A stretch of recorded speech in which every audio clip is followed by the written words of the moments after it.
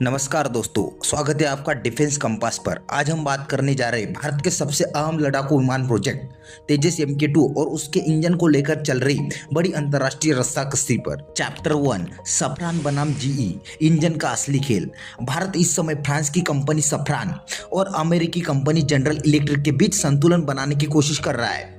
French की company सफरान ने DRDO के सामने एक बड़ा ऑफर रखा है, भारत में एक पूरी इंजन मैन्युफैक्चरिंग इकोसिस्टम बनाने का। इसमें दो इंजन शामिल होंगे, पहला तेजस MK2 के लिए, दूसरा भारत के आने वाली 5th जनरेशन फाइटर AMCA के लिए। वही दूसरी तरफ अमेरिकी कंपनी GE का इंजन F414 पहले से तेजस MK2 के लिए चुना गया है। दरअसल MK2 का पूरा स्ट्रक्चर GE इंजन को ध्यान में रखकर ही डिजाइन किया गया है। अगर अचानक इंजन बदल दिया जाए तो फिर से डिजाइनिंग करनी पड़ेगी, जिससे कई सालों की देरी हो सकती है। चैप्टर 2, अमेरिका की धीमी सप्लाई, भारत की परेशानी। दोस्तों, जुलाई 2023 में अमेरिका और भारत ने GE के F414 इंजन को भारत में बनाने और तकनीक ट्रांसफर का समझौता किया था, लेकिन अभी तक अमेरिकी प्रशासन की मंजूरी और बातचीत इतनी धीमी है कि HAL के पास कई MK1 एयरक्राफ्ट तैयार है, लेकिन इंजन नहीं मिल पा रहे।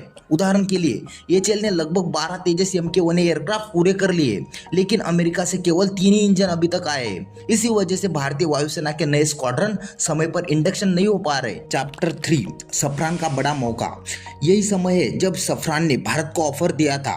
फ्रांस का कहना है कि वह भारत के साथ मिलकर लंबे समय तक इंडिजिनस इंजन बनाने में मदद करेगा। इसका फायदा यह होगा कि भारत भविष्य में अपना AMCA जैसे लड़ाकू विमानों के लिए भी अपना खुद का इंजन बना पाएगा।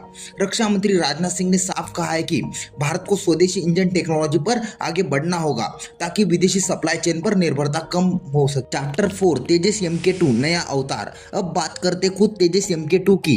इसे मीडियम वेट फाइटर भी कहा जा रहा है। पहला प्रोटोटाइप 2025 के अंत तक तैयार होगा और 2026 की शुरुआत में इसकी पहली उड़ान होगी। 2029 से इसका प्रोडक्शन शुरू होगा और 2032 से वायुसेना को डिलीवरी मिलेगी। HAL का प्लान है कि 2034 तक करीब 120 तेजस MK2 वायुसेना को दे दिए जाए। इसमें होंगे GE F414 इंजन, इंडिजिनस उत्तम AESA रडार और 82% से ज्यादा स्वदेशी कंटेंट, जो आगे जाकर 90% से ज्यादा हो जाएगा। चैप्टर 5, तेजस MK1 की पहली उड़ान।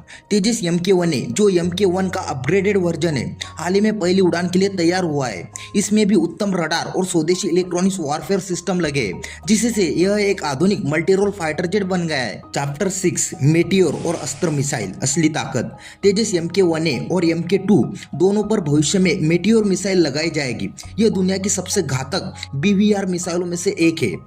इसी के साथ भारत की अपनी अस्त्र 2 मिसाइल भी आ रही है। इसकी रेंज और सीकर टेक्नोलॉजी पहले से बेहतर है। इस कॉम्बिनेशन से तेजस प्लेटफॉर्म दुश्मन के लड़ाकू विमानों पर कई ज्यादा घातक हो जाएगा। चैप्टर 7, उत्तम रडार, गेम चेंजर।